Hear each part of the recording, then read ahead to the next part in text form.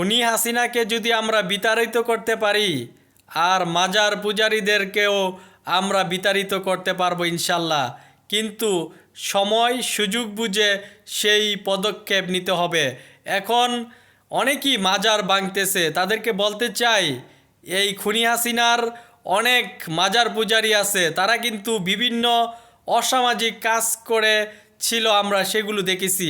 এতএব গিয়াসউদ্দিন তাহিরি যেহেতু মাজারের বিষয়ে কথা বলেছে, গিয়াসউদ্দিন তাহিরি বলতেছে মাজারে যারা অসামাজিক কাজ করবে, মাজারে গিয়ে সেজদা দিবে, মাজারে গিয়ে বিভিন্ন নাচ গান বাজনা করবে, তাদেরকে যেন আইনগত ব্যবস্থা নেওয়া হয়।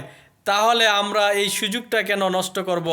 আমরা বর্তমান সময় এই খুনি হাসিনার মাজার পূজারীদেরকে এভাবে আইনগতভাবে ব্যবস্থা নিব। আমরা এখন মাজার ভাঙতে গেলে এই আওয়ামী লীগ সন্ত্রাসীরা এই মাজার পূজারীদেরকে মাঠে নামাবে। এতএব আমরা মনে করি এই মুহূর্তে এই ক্রিটিক্যাল সময় মাজার পূজারী এই শয়তানদেরকে একদিনে ভালো করতে পারবেন না। তার কারণ খুনি হাসিনার সহযোগিতা এই মাজার পূজারীরা কিন্তু শক্তিশালী হয়ে উঠেছে।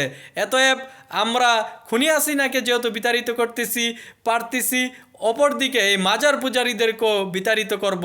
আর কিছু কিছু মাজারে যেখানে সেজদা দেওয়া হয় না এবং হক্কানি আলেম এবং পীর সাহেব ছিল, তাদেরকে অবশ্যই রেসপেক্ট করতে হবে।